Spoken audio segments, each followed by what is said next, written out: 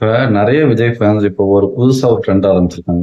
ஏற்கனவே அவங்க ஓட்டு கேட்டு கேட்டு பார்த்து, விஜய் ஃபேன்ஸ தவிர பெருசா பொதுமக்கள்ட்ட அவங்களுக்கு பெருசா ஆதரவு இல்லங்கிறது அவங்களுக்கு தெரிஞ்சிருச்சு. ஸோ இப்ப என்னன்னா, ஒரு எமோஷனல் டாக்குக்கு பண்ண ஆரம்பிச்சுட்டாங்க. இத்தன வருஷம் அவங்க திமுக தானே ஆழ்ந்தாங்க. ஒரு மாற்றத்த குடுத்து பார்ப்போமே! ஒரு புதுசா ஒரு வர நபருக்கு ஒரு வாய்ப்பு குடுத்து பார்க்கலாமே! ஒரு மாற்றம் தான் நமக்கு தேவ அப்படிங்கிறது சொல்றாங்க. நான் உங்களுக்கு சொல்றது, நமக்கு மாற்றம் தேவையா? முன்னேற்றம் தேவையா? அதுதான் இங்க கேள்வி. வெறும் ஒரு புது ஆள் வந்திருக்காரு அப்படிங்கிறத, அதையே அவருக்கு ஒரு சிஎம் வாய்ப்பு குடுக்கணுமா?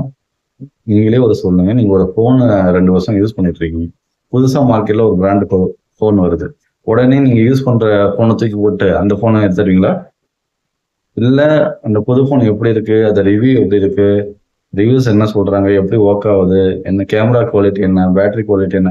இதெல்லாம் பார்த்துட்டு தான், நீங்க ஆல்ரெடி பல வருஷமா யூஸ் பண்ற பிராண்ட்லேருந்து இதுக்கு மாறுவீங்க. மாறுனா அப்படி இருக்கும் ஒரு ஃபோனுக்கே இப்படி யோசிக்கும்போது, ஒரு சிஎம்க்கு அந்த அளவுக்கு கூட யோசிக்கலன்னா எப்படிங்க? நீங்களே சொல்லுங்க.